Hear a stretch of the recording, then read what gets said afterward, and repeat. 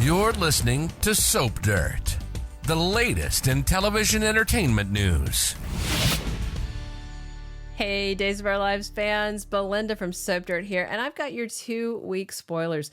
These run from Monday, May 20th, all the way through Friday, May 31st, taking us to the end of the month. There is a lot going on. We've got baby drama, baby mama drama, secret diaries, gangsters. We've got somebody in jail that needs to be out. We've got somebody drunk kissing somebody they shouldn't. There is a whole lot to unpack, but if you haven't, please reach down, click subscribe so you don't miss any of our updates. Let's get started with the action. On Monday, May 20th, we have got Paulina Price asking Melinda Trask if she wants her old job back as Salem DA. Hopefully, Melinda will jump at the chance because not only will it irritate EJ, but it's a job she loved doing. We'll see how it goes.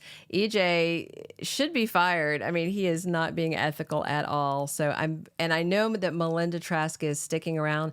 I've seen photos from recent shoots with Tina Huang in it, so she is staying, and I'm betting she's going to take that job. Meanwhile, we're going to see a replay of the scene on Friday where Nicole was all drunk and sucking Eric's face. Eric looked like he's kind of trying to push her back. EJ is like off peeking in from the living room. They didn't see him right away, and he is quite upset. EJ is distraught because this is like his worst nightmare, and Johnny and Chanel, speaking of nightmares, they're still very worried about their pregnancy, and so they go to see a high-risk pregnancy specialist.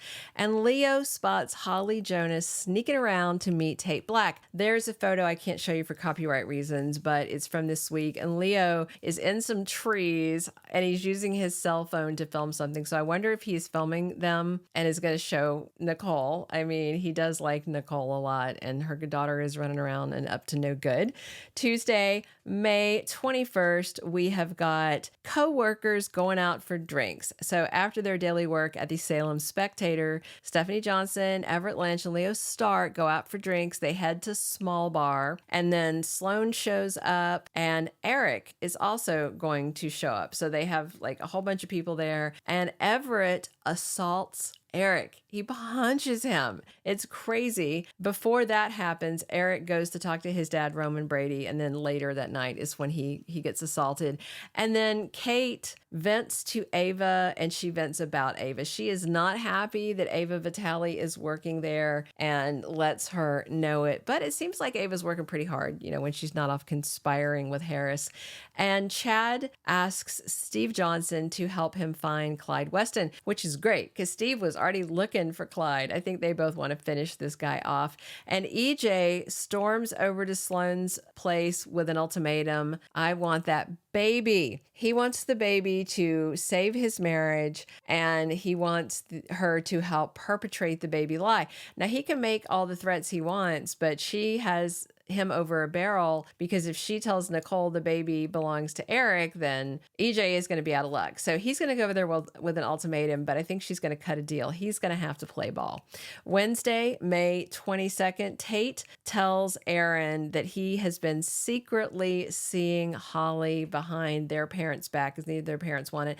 And remember, Holly's supposed to be going to prom with Aaron. Tate's supposed to be going with her friend Sophie, something like that. Alex asked Teresa if she wants to move into the Kiriakis mansion with him. That's very nice. Is he going to stop shagging Kristen, though? Because that's what I'd want to know if I was going to move into the mansion with a guy. And Maggie gets her plan rolling to set up Constantine for criminal charges. Meanwhile, Julie and Chad are so excited that the Horton house is ready for them to move back in that they do a "We're Moving Back In" dancing song. And Chanel insists again to Johnny that she definitely wants to continue on with the pregnancy. Thursday, May 23rd, we've got Rafe completely shocked to see Everett trying to flirt with Jada, and he notices that Everett does not seem like himself. Yeah, because because that's Bobby. I mean, really. Eric comes at Sloan with a lot of questions about the way she's been acting recently. And of course, she's off kilter and she's stressed out because EJ is holding her feet to the fire. Meanwhile, Marlena deduces what is going on with Everett and what's happening inside of his brain. Stephanie tells Chad on Thursday that Everett assaulted Eric and was arrested. That takes us to the end of this coming week, Friday, May 24th, where Marlena tells Stephanie and also the cops, Rafe and Jada, what she thinks Everett's diagnosis is. It looks like DID because she said there's another personality inside of him. Chanel talks to Johnny and conveys her worries about how the radiation will affect their unborn baby. And Nicole and EJ spend some time hanging out, but they are both very distracted. She's thinking about that kiss. I don't know. I don't think she knows that EJ saw them at that point, and he is thinking about the baby and what to do about Sloan.